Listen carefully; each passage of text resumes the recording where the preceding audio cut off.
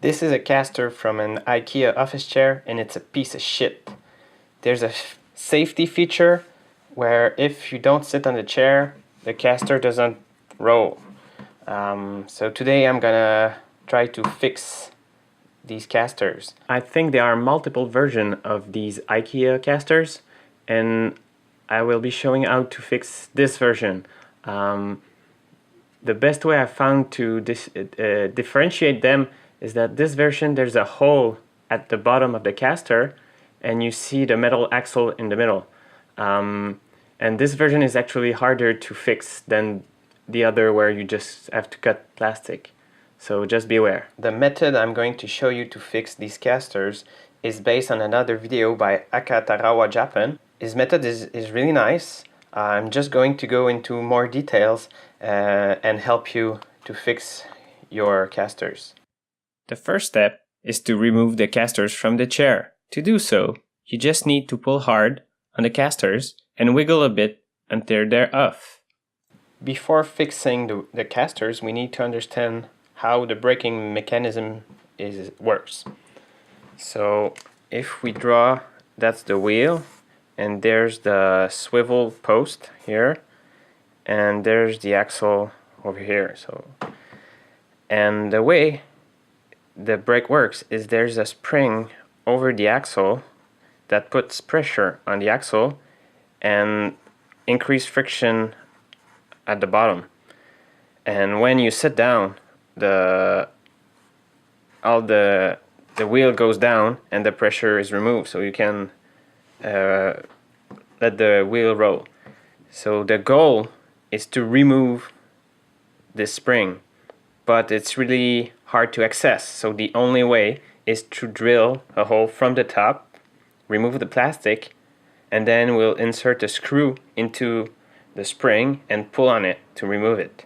The axle is located at the center of the wheel and the spring is just over the axle. So if we draw a line parallel to the swivel post passing through the axle and we go to the top, so the spring is over the axle and then it's in the middle aligned with the swivel post. So we will drill parallel to the swivel post towards the axle. Now, one thing that makes our life a bit more difficult is right in the middle there's a thin line of plastic that goes all the way across between the two wheels. And when we try to drill, the drill bit will have a tendency to go just right or just left of this wall of plastic. It's not, even if we go on the side, it's not bad. We just have to always aim at the center of the axle, and you drill until you feel the drill bit doesn't go further. That means you've hit the spring, and by inspecting it, you should see something shiny, and that's the spring. First, I make a pilot hole with a 1/8 of an inch drill bit, and then I'll enlarge it with a 1/4 inch drill bit. Technically, we only need something about the size of the 1/8 inch to get to the spring, but having a larger hole will make our life much easier. And always try to drill parallel to this post. Shit. Don't use shitty drill bits.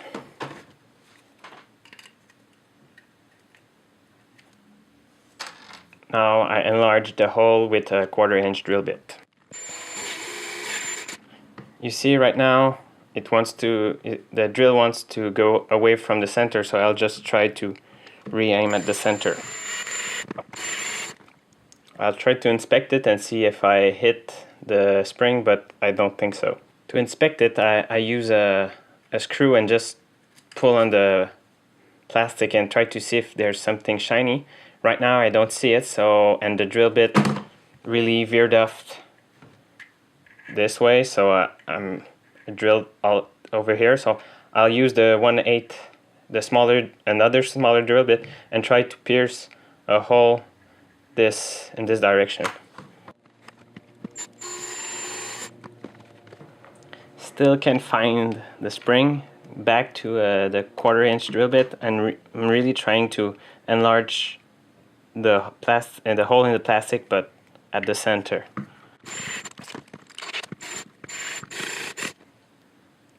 Oh, I see something shiny. I'm just gonna have a look under bright light. False alarm. Let's dig again.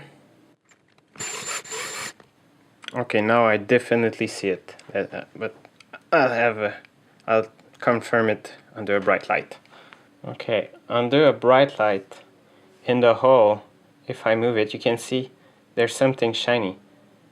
That's the top of the spring. It's not completely uncovered. The hole we just made reveals about half of the diameter of the top of the spring, but that's enough. Even if you just see a bit of the spring, using a screw, you just need to start screwing it and it will pop off. So that's what we'll do right now. To remove the spring, I'm using a number 8 wood screw around 2 inches in length. The specifics isn't really important, just something about this diameter and long enough to reach the middle of the spring should be fine. So now you need to take aim at the spring and you just screw it inside.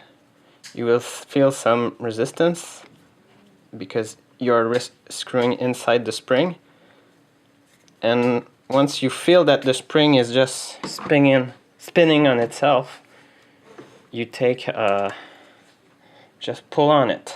It might be hard.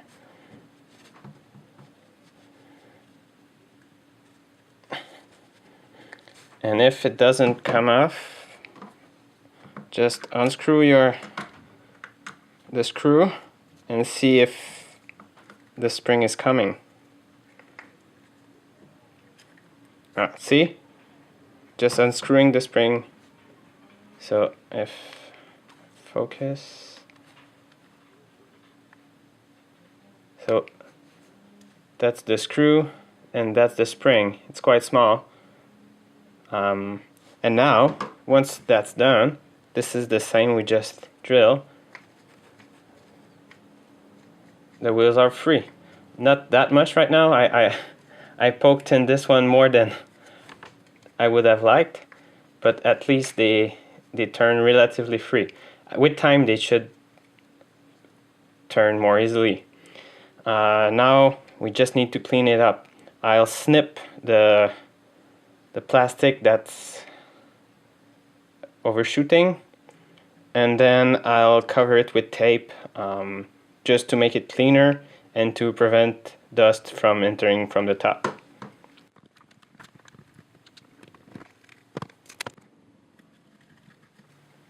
And there you have it, a fixed wheel that spins freely. And now you just have to do the 4 other ones and you've got a chair that will actually roll. That was the hardest I've done yet. I've done 3 of the casters so far. That's the 4th one. The first one is obviously the hardest because you're going blind. But once you start to understand how they're made, it gets quite easy. And in about half an hour to an hour, you can fix all the casters from a chair. So I hope you've enjoyed this little guide, and I'll see you soon.